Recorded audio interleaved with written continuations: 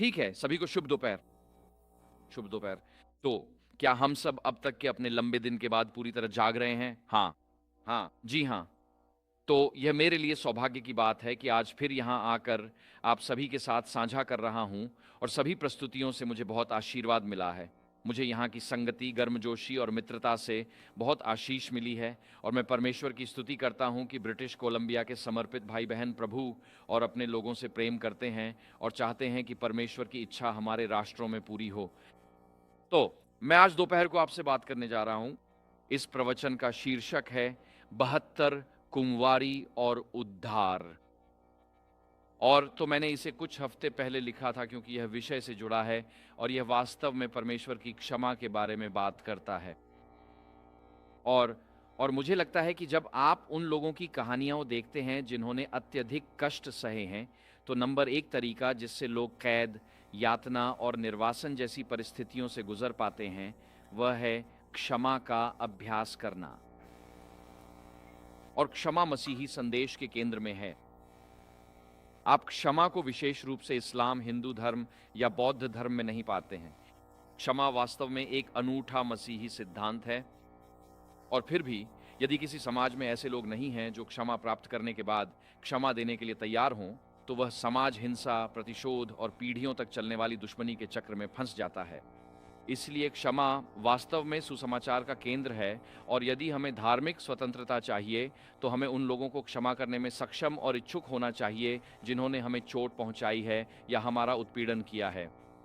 अन्यथा, और मैं आपको यह अपनी खुद की अनुभव से बता रहा हूं, आप एक धर्मयुक्त संघर्ष में लगे हो सकते हैं, लेकिन उस प्रक्रिया में आप भीतर से कठोर हो जाते हैं। और धर्मयुक्त संघर्ष में शामिल रहने का एकमात्र तरीका यही है कि आप प्रतिदिन क्षमा का अभ्यास करें। आमीन। हो सकता है आप सही हों, पर आप एक टकराते झांझ जैसे बनते हैं। जैसा यीशु ने कहा, अपने शत्रुओं से प्रेम करो, शायद यह उनकी सबसे कठिन बात थी। आज हम 72 हूरों और उद्धार पर बात करना चाहते हैं। शुरू करने से पहले अनुरोध है कि सिर झुकाकर पवित्र आत्मा की आशीष मांगें। प्रिय स्वर्गीय पिता, धन्यवाद कि हम फिर यहाँ एकत्र हो सकते हैं। प्रभु, आज की अब तक की आशीषों के लिए आपका धन्यवाद। पिता, हम आपको धन्यवाद देते हैं कि हमें आज अपनी अंतरात्मा के अनुसार एकत्र होकर आपकी आराधना करने की क्षमता मिली है। और पिता, मैं प्रार्थना करता हूं कि ये स्वतंत्रताएं इस देश में लंबे समय तक बनी रहें।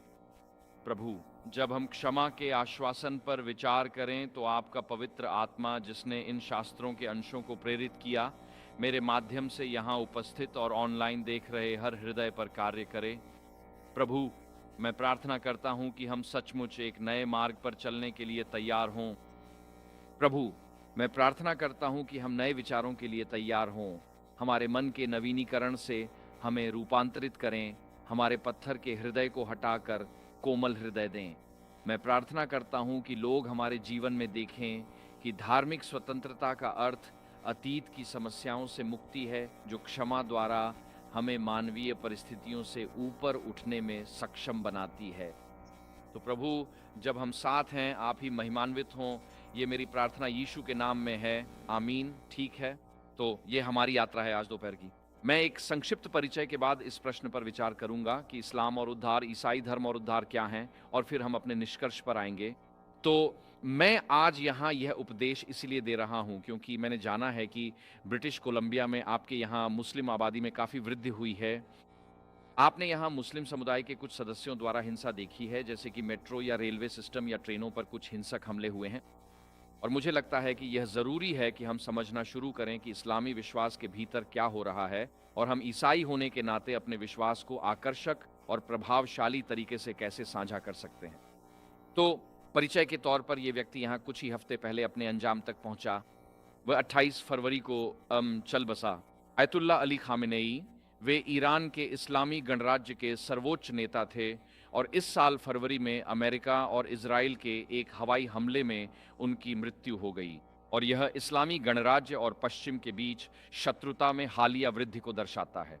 और जैसे ही उनकी मृत्यु हुई, आपने तेहरान के डाउनटाउन में ऐसे पोस्टर देखे जहां अली खामेनेई अपने बेटे मोज्तबा को झंडा सौंपते हुए दिख रहे हैं, जो अब हमें पता चला है कि वे खुद भी मर चुके हैं।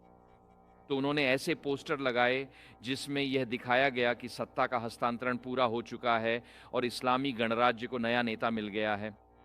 इसलिए वर्तमान संघर्ष में भले ही समाचारों में विमानवाहक पोत, स्टील्थ बॉम्बर, क्रूज मिसाइलें और पनडुब्बियों की तस्वीरें दिखाई दे रही हों, पर वास्तविकता यह है कि दोनों पक्ष इसे आध्यात्मिक दृष्टिकोण से देख रहे हैं। इस्लामी गणराज्य के लिए अमेरिका महान शैतान है जिसे मिटाना जरूरी है, और आयतुल्लाह शब्द दो शब्दों का मेल है। अरबी शब्द आयत का अर्थ शब्द या श्लोक है, इसलिए कुरान की आयतों को आयत और अध्यायों को सूरह कहते हैं। कुरान की आयतें आयत कहलाती हैं और अल्लाह शब्द ईश्वर के लिए है, इसीलिए आयतुल्लाह का अर्थ है ईश्वर की निशानी या शब्द। और जब आयतुल्लाह बोलते हैं तो वे ईश्वर की ओर से बोल रहे होते हैं, इसीलिए वे इस्लामी शासन में सर्वोच्च नेता हैं। ठीक वैसे ही जैसे पोप दावा करते हैं कि एक्स कैथेड्रा बोलते समय वे अचूक होते हैं, आयतुल्लाह भी यही मानते हैं, वे ईश्वर की ओर से बोलते हैं, इसीलिए वे सर्वोच्च शासक होते हैं। और ईरान के आयतुल्लाह वे शिया धर्म के हिस्से हैं, इस्लाम के शिया संप्रदाय के, और वे 12वर कहलाते हैं। शियाओं में 5ers, 7ers और 12ers जैसे विभिन्न समूह होते हैं। 12ers का यह मानना है कि 12वें इमाम करबला के पास एक गुफा में ऑक्लूजन यानी अंतर्ध्यान हो गए थे। जब तक वे छिपे हुए हैं तब तक आयतुल्लाह ही ईश्वर के लोगों का मार्गदर्शन और नेतृत्व करते। लेकिन एक दिन 12वें इमाम या मेहदी वापस आएंगे और वही अंतिम संकट की शुरुआत करेंगे। वे मानते हैं कि दुनिया आग में डूब जाएगी, यहूदियों की हत्या कर दी जाएगी, ईसाइयों को अधीन कर लिया जाएगा, क्रॉस तोड़ दिए जाएंगे और वे वैश्विक खिलाफत बनाएंगे। तो समझिए, अगर वे मानते हैं कि दुनिया को आग में डुबोना 12वें इमाम या मेहदी को वापस लाएगा, तो उनकी परमाणु हथियारों की खोज समस्याग्रस्त है और इससे मसीह की वापसी की शुरुआत होगी। वहीं दूसरी ओर अमेरिकी युद्ध सचिव पीट हेग्सेथ इस संघर्ष को ईसाई डिस्पेंसेशनलिज्म और प्रलय संबंधी धर्मशास्त्र की भाषा में बुराई की शक्तियों के खिलाफ एक युद्ध के रूप में प्रस्तुत कर रहे हैं। पिछले हफ्ते उन्होंने टिकटॉक पर प्रार्थना का वीडियो डाला जिसमें वे कहते हैं, हे हमारे पिता जो स्वर्ग में हैं, तेरा नाम पवित्र हो, तेरा राज्य आए, और आप भी दो बॉम्बर्स को ईरान पर बम गिराते देख सकते हैं। फिर तेरा ही राज्य महिमा और शक्ति है और कांग्रेस पर अमेरिकी झंडा है, साथ ही F-18 फाइटर जेट्स और टैंक भी हैं। और यह मूल रूप से अमेरिकी सैन्य शक्ति का एक ईशनिंदा भरा उत्सव है। ठीक इसी तरह हमारे युद्ध सचिव पीट हेग्सेथ इस पूरे संघर्ष को एक धार्मिक नजरिए से देखते हैं और ईरान के ये शासक भी बिल्कुल ऐसा ही करते हैं। तो ये सिर्फ सेनाओं के बीच की लड़ाई नहीं है, ये वास्तव में दो प्रतिस्पर्धी उद्धार के रास्तों के बीच की लड़ाई है, क्योंकि हर धर्म अंततः किसी न किसी प्रकार के स्वर्ग, किसी न किसी प्रकार के उद्धार की बात करता है, चाहे वह मुसलमानों के लिए जन्नत हो, बौद्धों के लिए निर्वाण हो, या धर्म ग्रंथों के अनुसार नया आकाश और नई पृथ्वी हो, जैसा कि एडवेंटिस्ट इसे देखते हैं। आज हर धर्म अंततः एक उच्चतर वास्तविकता की ओर इशारा करता है या ऐसा दावा करता है, और यह दावा करता है कि वह किसी न किसी तरह से स्वर्ग तक पहुंचने का मार्ग प्रदान करता है। और पैराडाइज शब्द खुद एक फारसी शब्द है जिसका अर्थ है चारदीवारी वाला बगीचा। तो चलिए पहले इस्लाम और उद्धार के बारे में बात करते हैं। इस्लाम की उत्पत्ति सऊदी अरब प्रायद्वीप में 7वीं सदी ईस्वी में हुई थी, और यह, जैसा कि आप देख सकते हैं, सऊदी अरब के पश्चिमी तट पर शुरू हुआ था। आपके पास मक्का शहर है और उसके ऊपर मदीना शहर है। तो मोहम्मद का पालन पोषण मक्का में हुआ था, उन्हें वहां से निकाल दिया गया और वे मदीना चले गए। तो कहानी कुछ इस तरह है, उन्होंने मदीना में एक इस्लामी राज्य स्थापित किया, फिर वे मक्का लौटे ताकि पूरे सऊदी अरब प्रायद्वीप में इस्लाम स्थापित कर सकें, और फिर इस्लामी धर्म सऊदी अरब प्रायद्वीप से फूट पड़ा और यह पश्चिम की ओर पूरे उत्तर अफ्रीका में फैल गया और यह स्पेन तक पहुंच गया, और फिर यह दक्षिण पश्चिमी फ्रांस तक फैल गया। और 732 में आप वहां नक्शे पर देख सकते हैं जहां फ्रैंकिश किंगडम्स लिखा है, टूर की लड़ाई चार्ल्स मार्टेल ने आक्रमणकारी मुसलमानों के खिलाफ जीती थी, और अगर चार्ल्स मार्टेल वो लड़ाई हार जाते तो शायद यूरोप मुस्लिम बन गया होता। ये मानव इतिहास के सबसे महत्वपूर्ण मोड़ों में से एक था। और फिर मुस्लिम सेनाएं पूर्व की ओर गईं। वे उस पूरे क्षेत्र में गए जिसे हम अब मध्य पूर्व कहते हैं, फिर आधुनिक पाकिस्तान और अफगानिस्तान तक चले गए।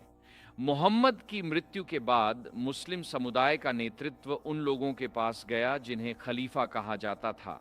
सबसे पहले खलीफा अब्बू बकर थे और उनके बाद अगले खलीफा उस्मान आए, जिन्होंने मोहम्मद की उन सभी पवित्र बातों को इकट्ठा करके कुरान को तैयार किया था। और फिर इसके लगभग 200 साल बाद इस्लाम धर्म दो अलग हिस्सों में बंट गया। वहाँ सुन्नी थे और वहाँ शिया थे, और आज मुस्लिम दुनिया में सुन्नी बहुमत में हैं। वे मानते हैं कि पैगंबरी मोहम्मद के साथ समाप्त हुई और नेतृत्व अब विद्वानों और शेखों द्वारा किया जाता है।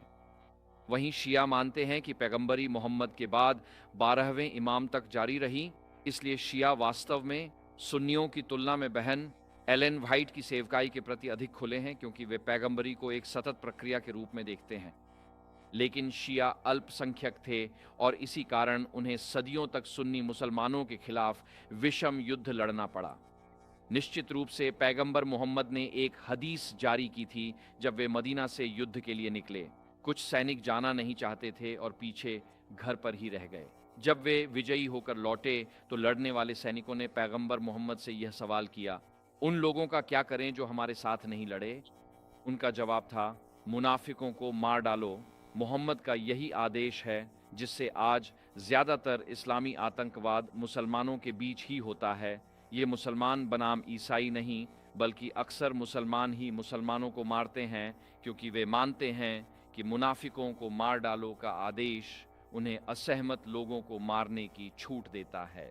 अगर यीशु कहते विधर्मियों को मार डालो, तो मेथोडिस्ट बैप्टिस्टों पर और बैप्टिस्ट प्रेस्बिटेरियनों पर हमला करते और सिलसिला चलता रहता। शायद यही इस्लामी इतिहास की त्रासदी है, जहां मुस्लिम दुनिया में ही इतना संघर्ष है। लेकिन मुस्लिम दुनिया के भीतर, खासकर शिया समुदाय में, पिछले 50 वर्षों के इतिहास में आत्मघाती बम विस्फोट काफी आम हो गए हैं। खास तौर पर देखा जाए तो शिया समुदाय में। लेबनानी गृह युद्ध के दौरान 1975 से 1990 की अवधि में हिजबुल्लाह, जो लेबनान में सबसे बड़ा शिया दल था, उन्होंने आत्मघाती बम विस्फोटों की कला में महारत हासिल कर ली थी। 1983 में अमेरिकी और फ्रांसीसी बैरकों पर आत्मघाती बम विस्फोट में 241 अमेरिकी और 58 फ्रांसीसी सैनिक मारे गए थे। तो क्यों आत्मघाती बम विस्फोट मुस्लिम दुनिया के कुछ हिस्सों में इतने लोकप्रिय हैं? खैर, इसका जवाब माफी के सवाल में छुपा है। और तो अगर आप मुस्लिम आस्था में हैं तो आप मानते हैं कि माफ़ी कुरान और हदीस सिखाते हैं कि अपने पापों का प्रायश्चित करने और माफ़ी पाने के कुछ निश्चित तरीके हैं, जिसे तौबा कहा जाता है। अल्लाह की माफ़ी पाने और अपने कर्ज साफ करने के लिए ये 6 ज़रूरी कदम हैं। पहला कदम यह है कि आपको अपने पाप के लिए सच्चा पछतावा होना चाहिए और तौबा के समय कुछ विशेष शब्द कहने चाहिए। दूसरा चरण यह है कि आपके मन में पाप को दोबारा न करने की दृढ़ इच्छा होनी चाहिए, जिसे हम प्रायश्चित कहते हैं। और तीसरा यह है कि आपको अपने धार्मिक कर्तव्यों को निभाने का संकल्प लेना चाहिए। चौथा यह है कि आपने जिसे नुकसान पहुंचाया है उससे माफ़ी और क्षमा याचना करें, फिर उस नुकसान की भरपाई करें और उसके बाद अल्लाह की निरंतर आज्ञाकारिता करते रहें। और इस प्रक्रिया द्वारा इस्लाम में अल्लाह से माफ़ी पाने का यह एक विस्तृत तरीका है। समस्या यह है कि कुरान या हदीस में माफ़ी की कोई गारंटी नहीं दी गई है। भले ही आप कहें कि आपको अफसोस है और आप तौबा करते हैं, ये सुझाव दिया गया है कि शायद आपको माफ़ किया जा सकता है, लेकिन माफ़ी की कोई गारंटी नहीं है। कुरान 6:8 में कहा गया है, ए ईमान वालों, अल्लाह की तरफ सच्चे दिल से तौबा करो, इस उम्मीद के साथ कि तुम्हारा रब तुम्हारी बुराइयों को दूर कर देगा और तुम्हें उन बागों में दाखिल करेगा जिनके नीचे नदियां बहती हैं। कुरान के अध्याय 4 आयत 116 में निश्चित रूप से कहा गया है, अल्लाह यह पसंद नहीं करता कि उसके साथ किसी चीज़ को जोड़ा जाए, लेकिन इसके अलावा वह जिसे चाहे माफ़ कर देता है। और जो कोई भी किसी चीज़ को अल्लाह के साथ जोड़ता है, वह वास्तव में बहुत दूर की गुमराही में चला जाता है। यह शायद बिजान्टिन साम्राज्य की तृत्ववादी सोच की ओर इशारा है। तो यहाँ कुरान की यह आयत, जिसे कई लोग एक तृत्व विरोधी पाठ के रूप में देखते हैं, लेकिन उन दिनों में तृत्व पिता, पुत्र और पवित्र आत्मा नहीं था, बल्कि यह था ईश्वर पिता, ईश्वर पुत्र और मरियम थियोटोकोस यानी ईश्वर की माता। यही वह तरीका था जिससे बीजान्टिन साम्राज्य तृत्व की अवधारणा को आगे बढ़ा रहा था। तो कुरान की यह आयत वास्तव में ईश्वरत्व की एक गलत अवधारणा का विरोध कर रही है। तो हम इस आयत को सिर्फ इसलिए अस्वीकार नहीं करेंगे क्योंकि यह त्रित्व विरोधी है, बल्कि यह यहाँ त्रित्व की एक गलत अवधारणा को ही नकार रही है। पर तौबा में आस्तिक अल्लाह से माफ़ी पाने की कोशिश तो करता है, पर वह कभी निश्चित नहीं हो पाता कि उसे माफ़ कर दिया गया है। इस्लाम में आस्तिक को यह भरोसा कैसे मिल सकता है कि वास्तव में भगवान ने उसे माफ़ कर दिया है? और आप इसे अल बुखारी में देखते हैं, सही अल बुखारी में। तो अल बुखारी हदीस की सबसे प्रतिष्ठित किताब है पूरे इस्लाम में, और सहीह का मतलब है कि यह जैसे असली या विश्वसनीय है। और इसलिए सही अल बुखारी एडवेंटिस्टों के लिए डिज़ायर ऑफ एजेस जैसा ही है।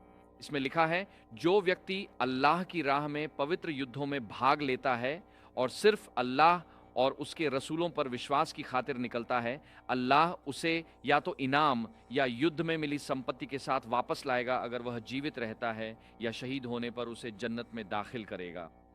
पैगंबर मोहम्मद की हदीस कहती है कि अगर आप अल्लाह की राह में जिहाद में शामिल होते हैं तो जीवित रहने पर आपको माल ए गनीमत मिल सकता है, और यदि आप वीर गति को प्राप्त होते हैं तो आप स्वर्ग में जाएंगे।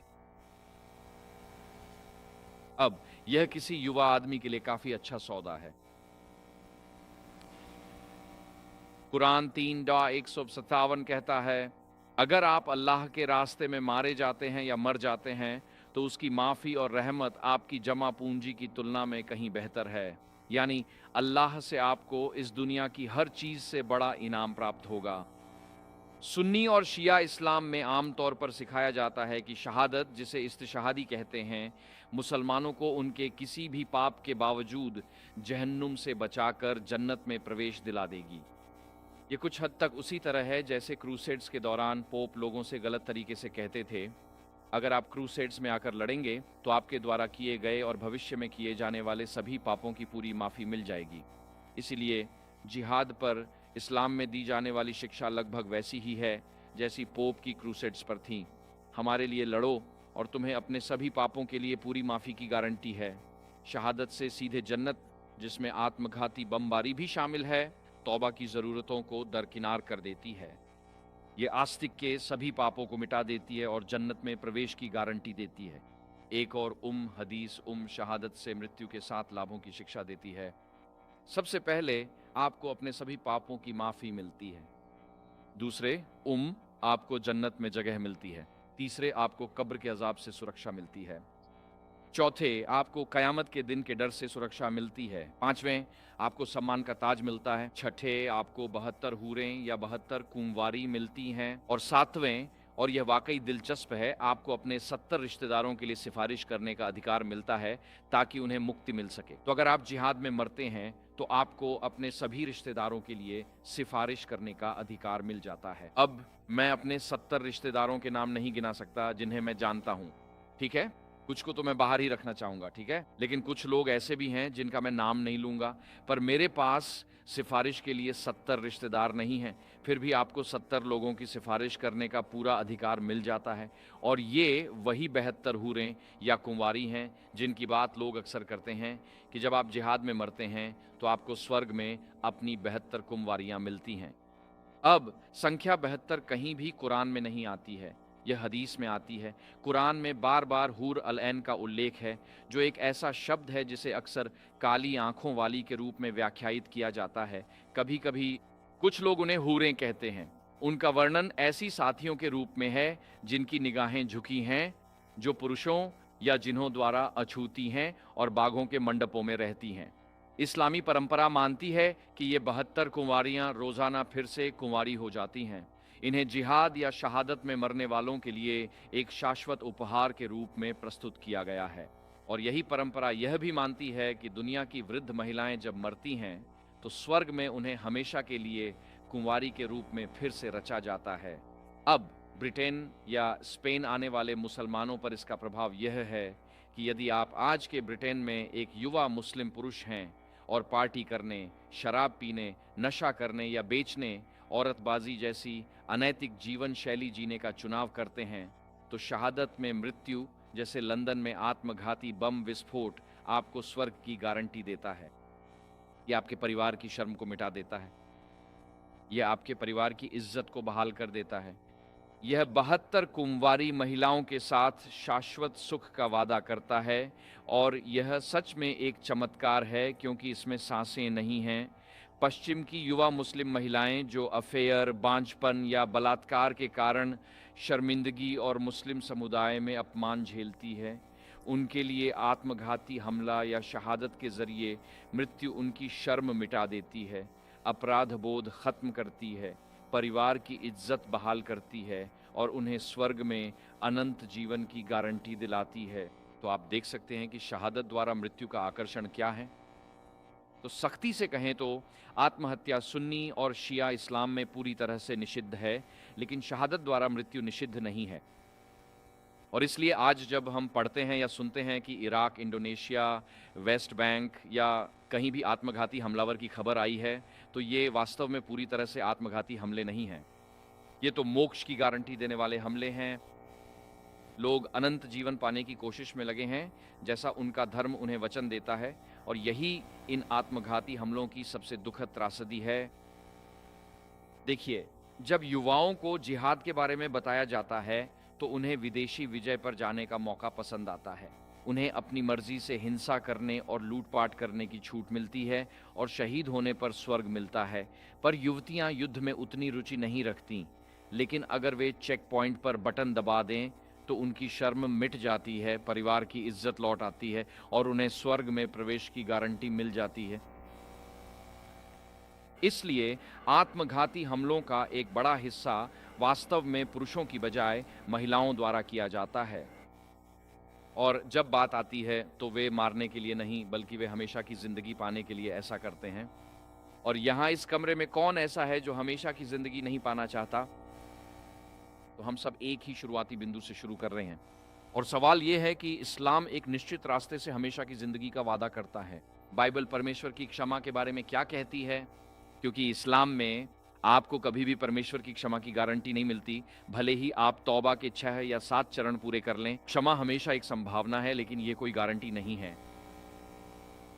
इसलिए जब हम ऐसी चर्चाएं करते हैं तो ये समझना जरूरी है कि जो लोग इन कार्यों में शामिल होते हैं वे पागल, दुष्ट या बुरे नहीं हैं। उनके दिल में भी वही इच्छा है जो आज इस कमरे में मौजूद हर किसी के दिल में है, यानी उद्धार की निश्चितता, और वे अपने विश्वास द्वारा दी गई एकमात्र गारंटी वाले रास्ते से ही उस निश्चितता को पा रहे हैं। तो पवित्र बाइबल असल में हमें क्षमा के बारे में क्या सिखाती है? तो यहां मैं स्क्रीन पर कुछ सवालों की एक श्रृंखला दिखाऊंगा और फिर मैं इनका शास्त्रीय उत्तर दूंगा, क्योंकि बाइबल क्षमा और हमारे लिए परमेश्वर की क्षमा के बारे में जो कहती है वह सचमुच सुंदर है। पहला सवाल यह है कि इन्हें पश्चाताप के लिए बुलाया गया है। उत्तर है, यीशु कहते हैं, मैं धर्मियों को नहीं बल्कि पापियों को पश्चाताप के लिए बुलाने आया हूं। तो परमेश्वर यीशु आए हैं बुलाने के लिए। यीशु पापियों को पश्चाताप के लिए बुलाने आए हैं। रोमियो अध्याय 3 के अनुसार हम में से कितने लोग पापी हैं? हम सभी। इसका मतलब है कि यीशु इसलिए आए ताकि हम पश्चाताप पा सकें। अगला सवाल, पश्चाताप के साथ क्या आता है? मत्ती 28:18 से 20 में आपके पास सुसमाचार के 3 आयोगों में से पहला है। मरकुस 16 में दूसरा सुसमाचार आयोग है, और तीसरा, जिसके बारे में हम कम बात करते हैं, लूका 24:47 में है। यीशु ने कहा, पश्चाताप और पापों की क्षमा उसके नाम से सभी जातियों में प्रचारित की जाएगी। यानी परमेश्वर के अनुसार कोई भी जाति पीछे नहीं छूटनी चाहिए, कोई भी जनसमूह पीछे नहीं छूटना चाहिए, किसी भी जनसमूह को भूलना नहीं चाहिए। परमेश्वर की इच्छा है कि यीशु मसीह के नाम में पश्चाताप और पापों की क्षमा हर जाति में प्रचारित हो। इसलिए हम एडवेंटिस्ट एक मिशनरी समुदाय हैं। हमें पश्चाताप के लिए बुलाया है। हमें सभी जातियों में पश्चाताप और पाप क्षमा का प्रचार करना है। किसे पश्चाताप की जरूरत है? इसका उत्तर रोमियो 3:9 से 10 और 23 में मिलता है। लिखा है, तो क्या हम बेहतर हैं? बिल्कुल नहीं। हमने पहले ही बताया है कि यहूदी और यूनानी सब पाप के अधीन हैं। जैसा लिखा है, कोई धर्मी नहीं, एक भी नहीं। सब ने पाप किया है और ईश्वर की महिमा से रहित हैं। इसलिए पृथ्वी पर हर किसी को पश्चाताप की आवश्यकता है। हम सभी को किसी न किसी बात के लिए पश्चाताप करना चाहिए। तो सवाल ये है कि पाप हमारे सामने कैसे प्रकट होता है। इसका उत्तर रोमियो 3:20 में मिलता है, क्योंकि व्यवस्था के द्वारा ही पाप की पहचान होती है। तो आज कितने लोग ऐसे हैं जो यहां आने से पहले कभी आईने में नहीं देखे? क्या यहां किसी ने आईने में नहीं देखा? अरे सर, आपके तो बाल ही नहीं हैं। माफ कीजिए, आप अपने दांत ब्रश कर सकते हैं और आपको ऊपर की चिंता करने की जरूरत नहीं है। ठीक है, तो अगर उन लोगों को छोड़कर जो गंजे हैं, क्या यहाँ किसी ने आज सुबह आईने में नहीं देखा? नहीं। हर कोई, भाई क्या आपने आईने में देखा था? हाँ, ठीक है, ठीक है। तो हर कोई, आपको अपने गंजे बालों को कंघी करनी पड़ी, है ना? तो हर कोई सुबह आईने में देखता है। क्यों? क्योंकि हम अपनी कमियां देखना चाहते हैं। आप आईना ये देखने के लिए नहीं देखते कि क्या अच्छा है, बल्कि कमियां ठीक करने के लिए देखते हैं। हाँ, क्या ये सही है? हाँ। और परमेश्वर का नियम भी यही काम करता है। 10 आज्ञाओं को देखकर हमें एहसास होता है कि हम वास्तव में कितने बड़े पापी हैं और हमें खुद को सुधारने के लिए किसी की बहुत जरूरत है। तो आखिर किस माध्यम से पाप का पता चलता है? यह परमेश्वर का नियम है। कौन हमारी अंतरात्मा को पापी स्वभाव के प्रति जगाता है? यूहन्ना 16:8 कहता है, जब पवित्र आत्मा आएगा तो वह संसार को पाप, धार्मिकता और न्याय के विषय में निरुत्तर करेगा।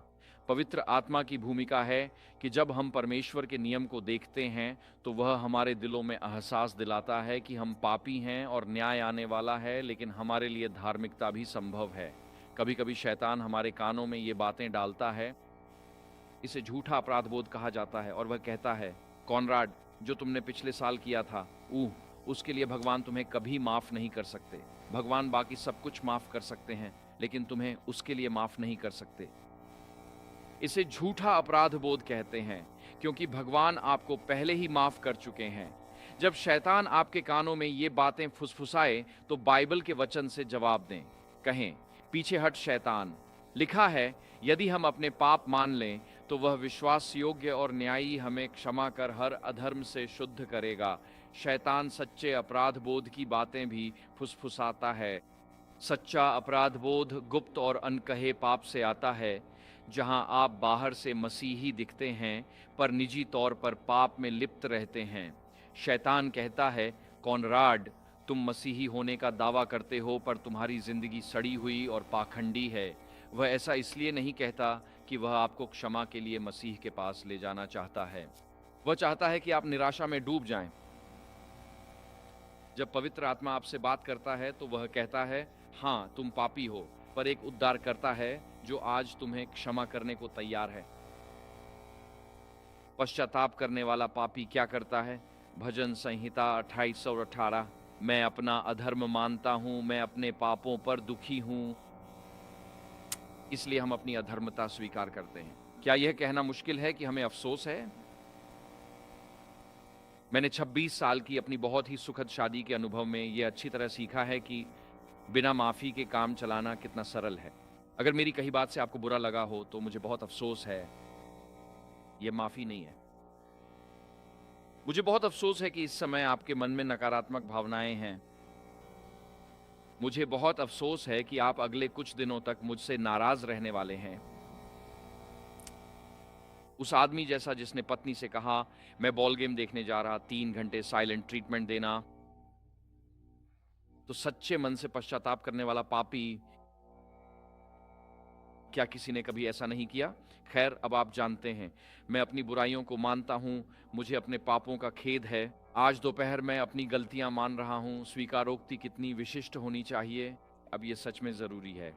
लय व्यवस्था 5:5 कहता है, जब तुम अपना दोष समझो तो अपने पाप को स्वीकार करो। जब मेरा एक छोटा बेटा है और हम परिवार के साथ उपासना करते हैं और परिवार जानता है कि मैंने गलती की है, तो अगर मैं घुटने टेक कर कहूँ, प्रभु हम पापी हैं, आज हमारे पाप माफ करें, तो यह काफ़ी नहीं होगा। लेकिन अगर मैं कहूँ, प्रभु आज मैंने तेज गाड़ी चलाई, पुलिस ने रोका, चालान कटा और मुझे अफसोस है, तो मेरा बेटा मुझे यह कहते सुनता है कि मैंने गलत किया और मैं उसके लिए धर्ममय जीवन की मिसाल देता हूँ। जब आप कोई पाप करते हैं तो हमें उसे विशेष रूप से स्वीकार करना चाहिए, और अगर हम दूसरों के सामने ऐसा करते हैं तो वे जान जाते हैं कि यह स्वीकार्य ईसाई व्यवहार नहीं है, यह सही नहीं है। पाप स्वीकार करते समय आपको अपने किए गए विशिष्ट पापों को ही मानना चाहिए। सिर्फ यह कहना कि प्रभु हमारे पाप क्षमा करें काफी नहीं है। प्रभु आज बेटे पर गुस्सा करने के लिए मुझे क्षमा करें। मेरा बेटा यह सुनना चाहता है कि मैं अपनी गलती स्वीकार करूं। अपने पाप मानने वालों से क्या पवित्र वादा किया गया है? प्रसिद्ध पद है, यदि हम पाप स्वीकारें तो वह हमें क्षमा कर हर अधर्म से शुद्ध करेगा। इस वाक्यांश हमें शुद्ध करे हेतु सुसमाचार में यीशु के चंगाई के 3 शब्द हैं। थेरेप्यूसो का अर्थ है चंगा करना। सुसमाचारों में यीशु ने बीमारों को चंगा किया। एक और ग्रीक क्रिया भी है जिसका नाम मुझे अभी याद नहीं, लेकिन एक और ग्रीक क्रिया है जहां यीशु गंभीर बीमारियों को ठीक करते हैं, और सबसे गंभीर बीमारी कुष्ठ रोग थी। कुष्ठ रोगियों को कभी भी चंगा नहीं किया जाता था और न ही वे ठीक होते थे। कुष्ठ रोगियों को हमेशा शुद्ध किया गया। अकथारिजो वह क्रिया है, यहीं से कैथार्टिक शब्द निकला है। कोढ़ियों को शुद्ध किया गया। 1 यूहन्ना 1:9 कहता है, वह हमें हर अधर्म से शुद्ध करेगा का मतलब सिर्फ चंगाई नहीं है। पाप एक जानलेवा बीमारी है और क्षमा देकर परमेश्वर हमें उस घातक रोग से बचाता है। यही है शुद्धिकरण का अर्थ। जैसे डॉक्टर कहे, आप कैंसर मुक्त हैं, अब कोई निशान नहीं बचा। सोचिए वह खुशी कितनी बड़ी होगी। वैसी ही खुशी तब मिलती है जब परमेश्वर हमें हर अधर्म से शुद्ध कर देते हैं। ईश्वर सिर्फ क्षमा ही नहीं करता, बल्कि पाप रूपी उस बीमारी को दूर करता है जो बिना इलाज के निश्चित ही मृत्यु लाएगी। पाप का बोध होने पर हमें क्या करना चाहिए? प्रेरितों के काम 2:27 में लिखा है, यह सुनकर उनके दिल पर चोट लगी और उन्होंने पतरस से पूछा, भाइयों हम क्या करें? तो पाप महसूस होने पर बस चिंता में न डूबे, पूछें, प्रभु मैं क्या करूं? यह एक प्रतिक्रिया की मांग करता है। इसके लिए एक ईमानदार प्रतिक्रिया चाहिए। जब हमें पाप का बोध होता है तो प्रेरितों के काम 2:28 कहता है, मन फिराओ और यीशु मसीह के नाम पर बपतिस्मा लो ताकि तुम्हारे पाप क्षमा हों और तुम पवित्र आत्मा का वरदान पाओ। यह प्रतिज्ञा तुम्हारे बच्चों और उन सबके लिए है जिन्हें प्रभु बुलाएगा। पवित्र आत्मा द्वारा पाप का बोध होने पर परमेश्वर न केवल क्षमा करता है, बल्कि मन फिराव का अर्थ है अपनी दिशा बदलना, जिसे यूनानी में मेटानोयो कहते हैं। मन फिराव का अर्थ यह है कि आप मुड़कर बिल्कुल विपरीत दिशा में चलने लगते हैं। यह सिर्फ गलत काम रोकना नहीं, बल्कि पूरी तरह से उससे दूर चले जाना होता है। उदाहरण के लिए, मैंने कभी शराब नहीं पी, पर मेरे कुछ दोस्त जब किसी स्पोर्ट्स बार के पास से गुजरते हैं तो वहां से आने वाली बियर और शराब की खुशबू उन्हें अपनी ओर खींच लेती है। लगता है जैसे वह खुशबू उनकी नाक खींचती है। मैं कहता हूँ, अगर बफेलो वाइल्ड विंग्स के पास से गुजरना है तो दूसरी तरफ से निकलो जहाँ खुशबू न आए और बस आगे बढ़ो, कुछ अलग करो। अगर आप कहें, प्रभु मुझे अपने कामों का दुख है, पर उसी रास्ते पर चलते रहे तो आप उसी पाप में गिरते रहेंगे। इसलिए मन फिराएं। हमें मुड़कर विपरीत दिशा में चलना चाहिए। बपतिस्मा लें। यह वादा आपके बच्चों और दूर के लोगों के लिए है। निर्गमन 33 और 6-7 के अनुसार परमेश्वर का स्वभाव प्रेम करने और भय मानने वालों पर 1000 पीढ़ियों तक दया करना है।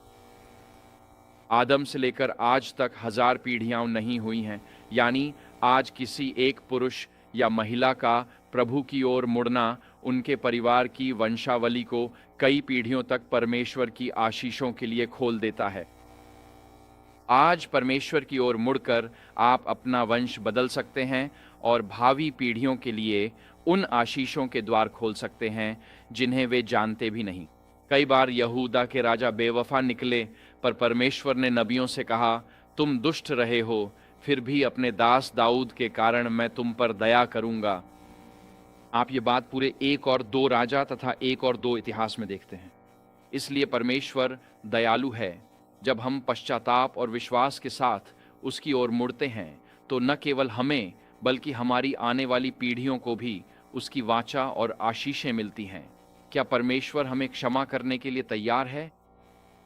कुरान से अलग बाइबल के भजन संहिता में लिखा है, प्रभु आप भले और क्षमाशील हैं और पुकारने वाले सभी पर आपकी अटल प्रेम और दया है। यह सुंदर पद है और अटल प्रेम शायद पुराने नियम का सबसे अहम शब्द है। इसे कहते हुए गला साफ करना पड़ता है। यह हेसेद है। क्या आपने इसके बारे में सुना है? हेसेद, इसका अर्थ है वाचा के प्रति निष्ठा। इसका अर्थ है दया, यानी धैर्यपूर्वक सहना। इसका अर्थ है करुणा। इसका अर्थ है शाश्वत प्रेम। यह शब्द कई अर्थों वाला है, जो परमेश्वर के स्वभाव को संक्षेप में बताता है। उनका स्वभाव न केवल हेसेद है, बल्कि वे पुकारने वालों के लिए इससे परिपूर्ण हैं। परमेश्वर वाचा के प्रति निष्ठा में उमड़ रहे हैं। वह दया, दीर्घ सफरिंग, भलाई और करुणा में भी उमड़ रहे हैं।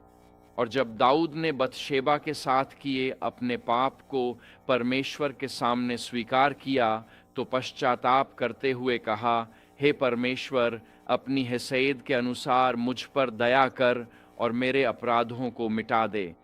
और जब दाऊद ने प्रार्थना में अपने पाप स्वीकार किए, तो उसने यह नहीं कहा, परमेश्वर, मैं मूल रूप से अच्छा हूँ, इसलिए आपको मुझे क्षमा करना चाहिए। उसने कहा, प्रभु, मैंने गलती की है और मेरे पास कोई बहाना नहीं है। मेरी क्षमा की आशा केवल आपके स्वभाव और आपकी दया पर टिकी है, न कि मेरे किसी काम या मेरी उपलब्धियों पर। मैंने इसे कमाया नहीं है और न ही मेरे पास आपके सामने कोई अतिरिक्त अंक हैं। परमेश्वर की क्षमा उसके चेसद स्वभाव का परिणाम है, और यह कितनी पूर्ण है। यशायाह 55:7 कहता है, दुष्ट अपनी चाल और अधर्मी अपने विचार छोड़ यहोवा की ओर लौटें, ताकि वह उन पर दया करे, क्योंकि हमारा परमेश्वर भरपूर क्षमा करेगा। माफ़ी पाना एक बात है, लेकिन भरपूर माफ़ी पाना, परमेश्वर की क्षमा तो उमड़ती हुई है और उससे कुछ भी बच नहीं सकता। उसकी माफ़ी ऐसी बिल्कुल नहीं है कि हाँ, इस बार माफ़ कर दूंगा, अगली बार मत करना। यह तो एक टूटे हुए संबंध की पूरी तरह से पुनर्स्थापना है। कई वर्षों की शादी के बाद आप समझते हैं कि जब रिश्तों में दरार आती है और फिर सुलह होती है और सही माफ़ी और स्वीकारोक्ति की जाती है, तो उस क्षमा की वजह से रिश्ता पहले से भी कहीं ज़्यादा बेहतर और मजबूत हो जाता है। सुलह, क्षमा, गलतियों को स्वीकारना और इसे न दोहराना संबंधों को मजबूत बनाता है। परमेश्वर की क्षमा ऐसी है कि वह हमारे पापों को पूरी तरह क्षमा कर देता है। परमेश्वर क्षमा क्यों करता है? मीका 7:18-19 कहता है, आपके जैसा कौन है जो अधर्म को क्षमा कर बचे हुओं के अपराध भूल जाता है? वह क्रोध नहीं रखता, क्योंकि वह दया दिखाने में प्रसन्न होता है। वह हमारे अधर्म को कुचलकर सारे पाप गहरे समुद्र में फेंक देगा। मुझे यह पसंद है कि उसे दया में आनंद आता है। आपको क्या करना पसंद है? क्या बैर रखना अच्छा लगता है? दूसरों को ये दिखाना भी?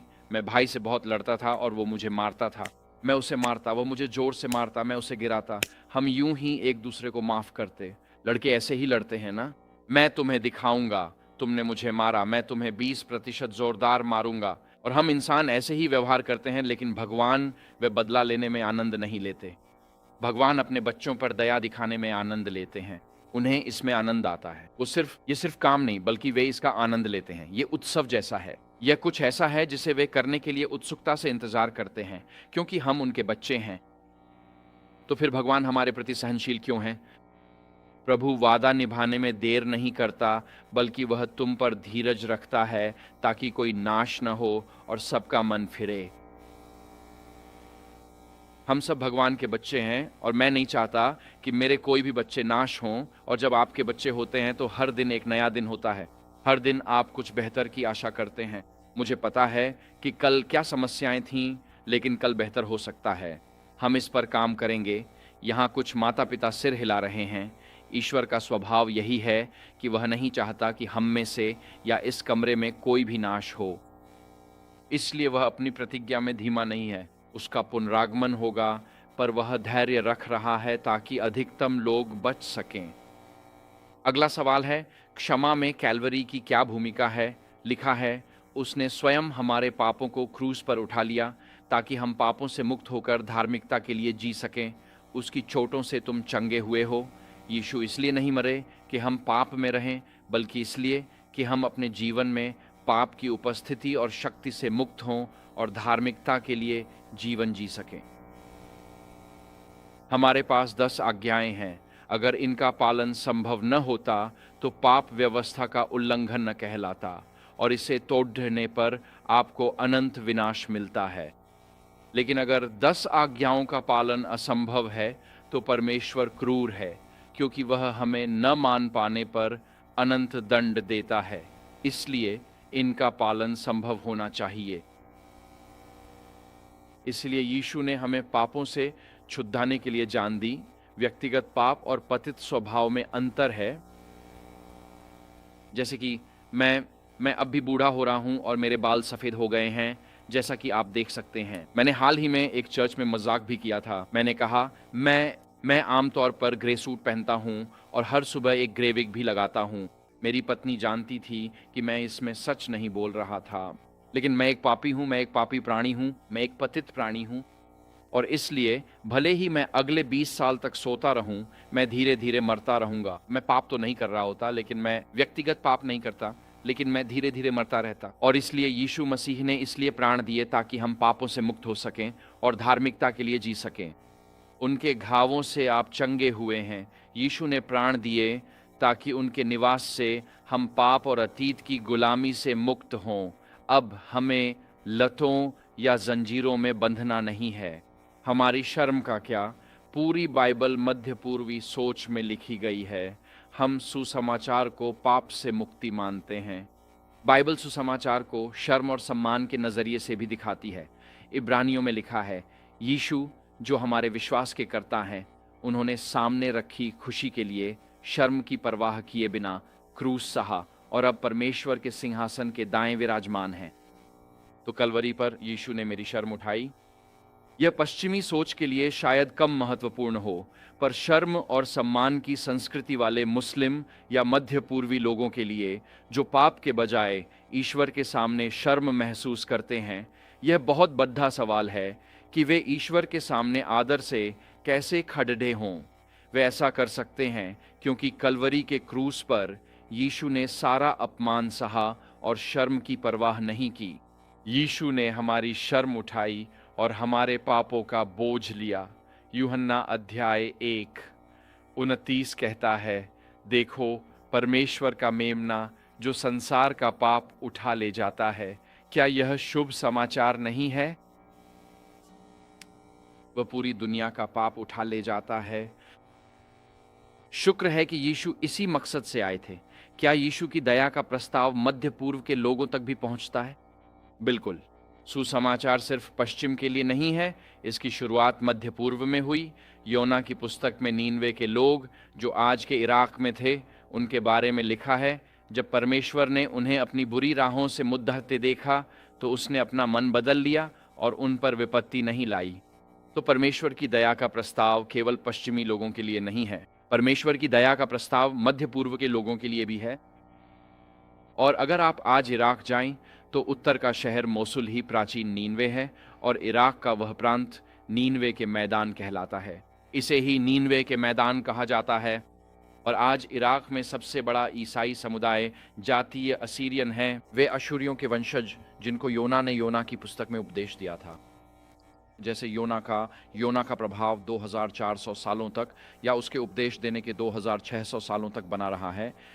और आज इराक में लगभग सभी एडवेंटिस्ट, जिनकी संख्या वहाँ करीब 20 ही है, उनमें से ज़्यादातर इन दिनों लोमा लिंडा में हैं। इराक के उत्तरी हिस्से या पूरे इराक में लगभग सभी एडवेंटिस्ट जातीय अस्सुरी हैं और वे अपनी वंशावली भविष्यवक्ता योना से जोड़ते हैं। इसीलिए परमेश्वर की दया का प्रस्ताव केवल पश्चिमी लोगों के लिए नहीं है, बल्कि मध्य पूर्व के सभी लोगों के लिए भी है। हम यह योना की कहानी में देखते हैं। और क्या मसीह फिर से हमारी पृथ्वी पर आने वाले हैं? वे आने वाले हैं। इब्रानियों के अनुसार मसीह जो पापों के लिए एक बार बलिदान हुए, अब पाप के लिए नहीं बल्कि अपने प्रतीक्षारत लोगों के उद्धार के लिए दोबारा प्रकट होंगे। हम में से कई खुद को एडवेंटिस्ट कहते हैं। मैं एक एडवेंटिस्ट पादरी हूँ।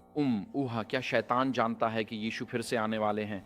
हाँ, वह जानता है। वह जानता है कि उसका समय कम है। क्या दुष्ट आत्माएं जानती हैं कि यीशु फिर से आने वाले हैं? हाँ, वे जानती हैं। वे अपने न्याय और विनाश के नियत समय के बारे में जानती हैं।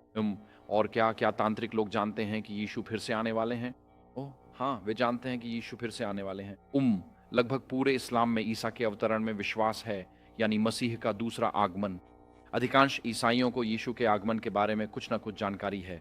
यहूदी धर्म में भी कुछ परंपराएं हैं, लेकिन कुल मिलाकर उनके पास भी मसीहा के लौटने की कोई न कोई धारणा है। आज जब आप सभी धर्मों को जोड़ते हैं, तो पृथ्वी की 60-70% आबादी किसी ईश्वरीय अवतार का इंतजार कर रही है, लेकिन यीशु उनके लिए आ रहे हैं जो उनका बेसब्री से इंतजार कर रहे हैं। सिर्फ इंतजार नहीं, बल्कि बेसब्री से। अगर आप यीशु की राह देख रहे हैं, तो जान लें कि वे आने वाले हैं। अगर आप प्रभु यीशु का बेसब्री से इंतजार कर रहे हैं, तो क्या आज आपका दिल उनके आने के लिए पूरी तरह से तड़प रहा है? हाँ, बढ़ती उम्र के साथ दुनिया का दर्द देख मेरा मन यीशु के फिर से आने के लिए तड़पता है, क्योंकि जब यीशु फिर से आएंगे तो सारी मानवीय पीड़ा अचानक समाप्त हो जाएगी। न कोई मृत्यु, न कोई बीमारी, न कोई तलाक, न कोई नशा, न कोई निराशा, न कोई अवसाद। सब कुछ अचानक समाप्त हो जाएगा। जानवरों के साम्राज्य में भी पीड़ा का अंत हो जाएगा। तो हम उस महिमामय दिन के लिए कैसे तैयार हो सकते हैं? यूहन्ना 3, यह निकोदेमुस और यीशु की बातचीत है। यीशु ने कहा, मैं सच कहता हूँ, जब तक कोई फिर से जन्म न ले, वह परमेश्वर का राज्य देख नहीं सकता। जल और आत्मा से जन्मे बिना कोई उसमें प्रवेश नहीं कर सकता। इसलिए आपको बपतिस्मा लेना चाहिए और पवित्र आत्मा का बपतिस्मा भी पाना चाहिए। इसीलिए बपतिस्मा के बाद हम विशेष प्रार्थना करते हैं, ताकि लोग पवित्र आत्मा से भर जाएं और वह उन पर उतर आए। इसमें लिखा है, जैसे मूसा ने जंगल में सांप उठाया, वैसे ही मनुष्य के पुत्र को उठाया जाना चाहिए, ताकि उस पर विश्वास करने वालों को अनंत जीवन मिले। परमेश्वर ने संसार से ऐसा प्रेम किया कि अपना एकलौता पुत्र दे दिया, ताकि जो विश्वास करे वह नाश न हो, बल्कि अनंत जीवन पाए। परमेश्वर ने पुत्र को दुनिया की निंदा के लिए नहीं, बल्कि उद्धार के लिए भेजा। तो मसीह के आगमन के लिए तैयार रहने वाले कहते हैं, मुझे तैयार रहना है। मसीह के आगमन के लिए जल और आत्मा से फिर से जन्म लेना ही तैयारी है। इसके बाद आपको अपनी मुक्ति की चिंता नहीं, बल्कि पवित्रीकरण में परमेश्वर का साथ देना है, यानी अपने चरित्र को स्वर्ग के योग्य बनाना है। एडवेंटिस्ट होने के नाते हमें अपनी मुक्ति पर संदेह नहीं करना चाहिए। अक्सर मैं मरते हुए लोगों के साथ काम करता हूँ और उनसे मिलता हूँ, जो कहते हैं, पास्टर, पता नहीं मैं बचा हूँ या नहीं। आप उम्र भर एडवेंटिस्ट रहे हैं, फिर भी पता नहीं मैं बचा हूँ या नहीं। आपको कैसे नहीं पता? पास्टर, मैंने बहुत बुरा जीवन जिया है। मैंने कहा, हाँ, तुम एक गंदे पापी हो, तुमने बुरा जीवन जिया है। भगवान तुम्हारे जैसे पापी को नहीं बचाएंगे। वे और भी उदास हो गए। मैं कहता हूँ, तुम जानते हो, रोमियो के 5वें अध्याय में लिखा है कि एक मनुष्य की अवज्ञा से दुनिया में पाप और मृत्यु आई, लेकिन एक की आज्ञाकारिता से धार्मिकता आई और सबको जीवन मिला। हम अपनी नहीं, बल्कि यीशु मसीह की धार्मिकता, पूर्णता और आज्ञाकारिता से उद्धार पाते हैं। आमीन। अगर मैं खुद को आईने में देखता हूँ तो उद्धार की आशा नहीं है, लेकिन अगर यीशु की ओर देखूँ तो मुझे उद्धार की आशा है। मसीह में पाया जाना ही धर्मी ठहरना है, और मसीह का मुझ में पाया जाना पवित्रीकरण है, और मुझे अपने जीवन में ये दोनों वास्तविकताएं चाहिए। मसीहा आज पापियों से क्या वादा करता है? ये एक सुंदर वादा है। वह कहता है, और जो कोई मेरे पास आता है, मैं उसे क्या? कभी नहीं, कभी बाहर नहीं निकालूंगा। क्या आपने सुसमाचारों में देखा है कि यीशु ने कभी किसी शिष्य को नहीं निकाला? एक बार भी नहीं। उसने कभी किसी को संगति से बाहर नहीं किया। उसने यहूदा के साथ अंत तक, प्रभु भोज तक काम किया। अंतिम भोज यीशु और यहूदा के बीच एक संवाद था। यीशु उस अंतिम शिष्य को अंत तक, प्रभु भोज तक बचाने की कोशिश कर रहे थे, लेकिन यीशु ने कभी किसी शिष्य को नहीं निकाला। उन्होंने कभी किसी को निकाला नहीं। वह कहते हैं, मेरे पास आने पर मैं तुम्हें कभी बाहर नहीं करूंगा। तुम कितने भी अपूर्ण हो या गलतियां हो जाए, मैं तुम्हें कभी नहीं निकालूंगा। जब हम परमेश्वर के क्षमा के वादों को सुनते हैं कि वह क्षमा करने में आनंदित होता है और उसका स्वभाव विश्वास योग्य, करुणामय, धैर्यवान और कृपालु है, जो बचाने आता है और किसी भी विश्वासी को कभी बाहर नहीं करेगा, तो यह वह अद्भुत परमेश्वर है जिसकी हम सेवा करते हैं। आमीन। और मैं आज हम सबको प्रोत्साहित करना चाहता हूँ कि यदि यही वह परमेश्वर है, तो हमें अपने समुदायों और इस संसार में उसके इसी स्वभाव और गुणों को पूरी तरह से प्रतिबिंबित करना चाहिए। मेरे एक दोस्त थे, हम आज भी बात करते हैं, और वह कैंपिंग इवेंट के लिए मिलने आए थे। रविवार दोपहर हम बैठकर बातचीत करने लगे। उन्होंने कहा, मुझे लगता है इस समूह को शायद जेल भेज देना चाहिए, उस समूह को फांसी दे देनी चाहिए, उसे निर्वासित कर देना चाहिए और शायद उसे बधिया कर देना चाहिए। मेरा मतलब है, जब तक उसने बात खत्म की तो आखिर बचा ही कौन था। फिर शादी की बात होने लगी और मैंने कहा, हाँ, तुम अभी तक शादीशुदा नहीं हो। उसने कहा, हाँ, शायद इसलिए क्योंकि मैं बहुत नरम दिल हूँ। मैंने सोचा, यहाँ कुछ मेल नहीं खा रहा। तुमने आधी धरती मिटा दी और अब सोचते हो कि नरम दिल होने के कारण तुम्हारी शादी नहीं हुई। समस्या यह है कि अक्सर हमारे पास सिर्फ ईश्वरीय ज्ञान होता है, पर परमेश्वर चाहता है कि यीशु के आगमन से पूर्व उसके लोगों में उसका स्वभाव दिखे। परमेश्वर दुनिया भर में एक आंदोलन की प्रतीक्षा में है, ताकि दुनिया देख सके कि वास्तव में परमेश्वर कौन है। पिछले 20 मिनटों में हमने जिन बातों पर चर्चा की है, जैसे परमेश्वर की प्रचुर क्षमा, क्षमा में उसकी प्रसन्नता, उसकी दया, उदारता और उसका धैर्य, ताकि पापी उद्धार पा सकें, यही वह स्वर्गीय पिता है जिसे हमें दुनिया के सामने प्रतिबिंबित करना है। सिर्फ अपनी गलतियों के लिए ही आईने में मत देखिए। खुद से पूछिए, क्या मैं अपने स्वर्गीय पिता को ईमानदारी से दर्शा रहा हूँ?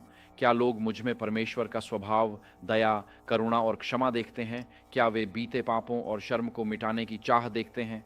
भजनकार के साथ कहें, हे परमेश्वर, मेरे भीतर शुद्ध हृदय उत्पन्न कर और स्थिर आत्मा को नया कर। यानी, प्रभु, मैं यह अपने आप नहीं कर सकता, पर आप मुझे अंदर से बाहर तक पूरी तरह बदल सकते हैं। और मैं इस बात को लेकर प्रेरित पौलुस की तरह आश्वस्त हूं कि जिसने तुम में अच्छा काम शुरू किया है, यानी चरित्र परिवर्तन की प्रक्रिया, वह उसे यीशु मसीह के दिन तक पूरा करेगा। तो हमारा समय समाप्त हो गया है। क्या मेरा समय समाप्त हो गया है? तो मैंने वहां इस्लाम और ईसाई धर्म के बीच एक चार्ट लगाया है। जैसा कि मैंने उत्तर दिया है, मैं यहाँ कुछ प्रश्न पूछ रहा हूँ। पहला प्रश्न है, क्या एक पश्चातापी पापी को हमेशा क्षमा मिलती है? और इस्लाम में इसका उत्तर है शायद। ईसाई धर्म में इसका उत्तर है हाँ। क्या एक पश्चातापी पापी को क्षमा का आश्वासन मिल सकता है? इस्लाम में इसका उत्तर है नहीं। ईसाई धर्म में इसका उत्तर है हाँ। क्या मुझे बचाने के लिए किसी को मरना जरूरी है? दरअसल ईसाई धर्म और इस्लाम दोनों में इसका उत्तर है हाँ। जरूरी नहीं कि वही व्यक्ति हो, लेकिन उत्तर है हाँ। क्या वह मृत्यु स्वैच्छिक होनी चाहिए? हाँ, होनी चाहिए। क्या आस्तिक को मरना जरूरी है? इस्लाम में उत्तर है हाँ, लेकिन ईसाई धर्म में उत्तर है नहीं। किसे मरना है? इस्लाम में उत्तर है आस्तिक और ईसाई धर्म में उत्तर है यीशु मसीह कलवरी पर मूल्य पहले ही चुका दिया गया था। और परिणाम? इस्लाम में जब आप मरते हैं, हम यहाँ ईसाई नज़रिए से बात कर रहे हैं, आप मर जाते हैं, लेकिन बाइबल अनुसार जब आप नया जन्म और बपतिस्मा लेते हैं, पवित्र आत्मा से भरते हैं और यीशु व उसकी धार्मिकता को अपनाते हैं, तो परमेश्वर आपको नई सृष्टि बना देता है। वह आपके अतीत की शर्म और अपराध बोध को हटा देता है और उसकी जगह मसीह की धार्मिकता देता है, ताकि हम अंतिम न्याय में परमेश्वर के सामने सम्मान के साथ बिना किसी शर्म या अपराध बोध के खड़े हो सकें। आप जानते हैं, आज एक युद्ध चल रहा है। ये केवल मध्य पूर्व में ही नहीं है, बल्कि मानव जाति के हर दिल के अंदर भी एक युद्ध चल रहा है, और वह युद्ध हर इंसान की शाश्वत निष्ठा और प्रेम के लिए है, और इनाम है अनंत जीवन। और इस संघर्ष के प्रति हमारे अपने दिलों में जो प्रतिक्रिया होती है, वही हमें या तो उद्धार का आश्वासन देती है, जो आज परमेश्वर के साथ शांति और आने वाले कल के लिए आशा देती है, या फिर यह हमें आज के लिए डर और आशंका देती है कि आगे क्या होगा, जो या तो शून्यता है या अंतिम न्याय। इसलिए कलवरी पर हमारी टूट फूट और हमारी गलतियों, हमारे पाप की सजा पूरी तरह से चुका दी गई थी। यीशु ने हमें अदन की वाटिका में रचा था, और उन्होंने कलवरी के क्रूस पर हमें फिर से रचने की जिम्मेदारी ली। इसलिए मैं आज ईसा अल मसीह से प्रेम करता हूँ और उनका अनुसरण करता हूँ। मुस्लिमों के ईसा, इब्रानी में येशुआ हमाशियाख, यूनानी में यीशु क्रिस्टोस या अंग्रेज़ी में यीशु मसीह। और मैं येशुआ हमाशियाख ईसा अल मसीह यीशु क्रिस्टोस से क्यों प्रेम करता हूँ? क्योंकि कलवरी पर उन्होंने मेरा दोष अपने ऊपर लिया और मेरी शर्म उठाई। उन्होंने कीमत चुकाई, उन्होंने मुझे वापस खरीदा, उन्होंने मुझे परमेश्वर से मेल कराया। उनका लहू बहाया गया, मेरा नहीं। उन्होंने मेरे लिए प्राण दिए और आपके लिए भी, और उन्हीं में सभी को अपने पापों की क्षमा मिलेगी। हमारी शर्म और दोष मिट जाते हैं, उनकी धार्मिकता हमें ढक लेती है और हम परमेश्वर के सामने सम्मान से खड़े होते हैं। रोमियो 8:1 के अनुसार अब मसीह यीशु में रहने वालों पर दंड की आज्ञा नहीं। न्याय के लिए यूनानी शब्द क्रिसिस है, हमारा शब्द क्राइसिस वहीं से है। हम संकट और न्याय में आते हैं, पर यदि आप मसीह यीशु में हैं तो कोई दंड नहीं।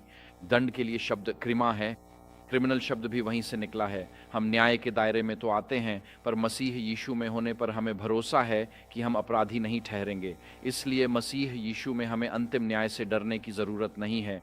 यह हमारे लिए पूरे ब्रह्मांड के सामने निर्दोष सिद्ध होने का अवसर है। तो मसीह हमें क्या कहते हैं? यहाँ हमारी अंतिम स्लाइड है। मुझे लगता है मेरा समय पूरा हो गया है।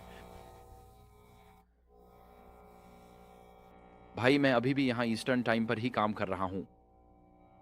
तो आज मसीह हमें क्या कहते हैं? वह कहते हैं, मेरे पास आओ हे सब परिश्रमी और बोझ से दबे हुए लोगों, और मैं तुम्हें विश्राम दूंगा। मेरा जुआ अपने ऊपर ले लो और मुझसे सीखो, और तुम्हें अपने प्राणों के लिए विश्राम मिलेगा।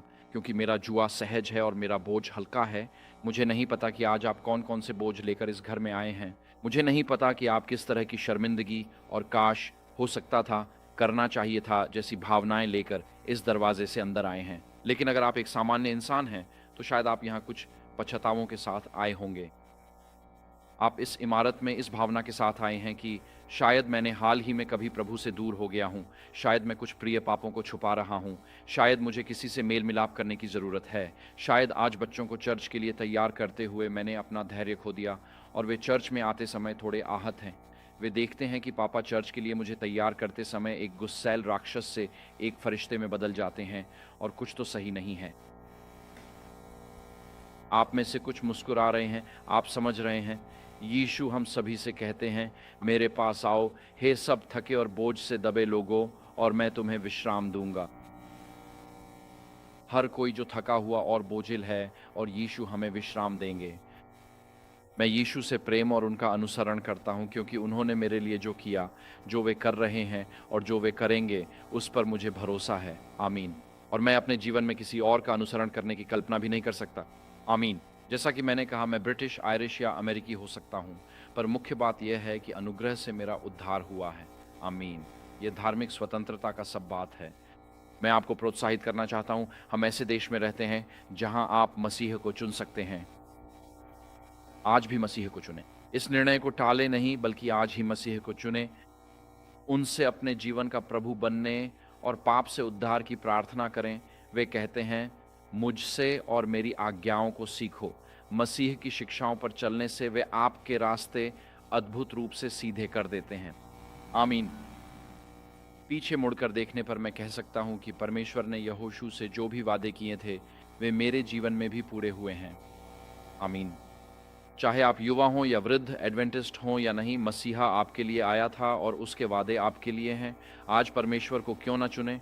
अपनी धार्मिक स्वतंत्रता का इस्तेमाल करें और सबसे बेहतरीन फैसला लें। एक दिन स्वर्ग में हम अपने प्रेमी उद्धारकर्ता यीशु से मिलेंगे, जो हमारे लिए मरा और फिर आने वाला है। मैं उनसे आमने सामने मिलने को बेताब हूँ। आमीन। आइए प्रार्थना के साथ समाप्त करें। हे हमारे स्वर्गीय पिता, हम आज आपको धन्यवाद देते हैं कि आपको क्षमा करने में प्रसन्नता होती है, कि आप भरपूर क्षमा करते हैं, कि आप नहीं चाहते कि कोई नाश हो, कि आप कभी भी किसी को नहीं ठुकराते जो आपके पास आता है, कि आप हमसे कहते हैं, मेरे पास आओ हे सब थके मांदे और बोझ से दबे हुए लोगों, और मैं तुम्हें विश्राम दूंगा। पिता, उन अनमोल वादों के लिए धन्यवाद जो मसीह ने दिए हैं। प्रार्थना है कि जब यीशु महिमा के बादलों में आए तो हमारा नाम मेमने की जीवन की पुस्तक में हो। प्रभु, कनाडा में आज जो स्वतंत्रताएं हमारे पास हैं, उनका इस्तेमाल हम रोज़ यीशु को चुनने में करें।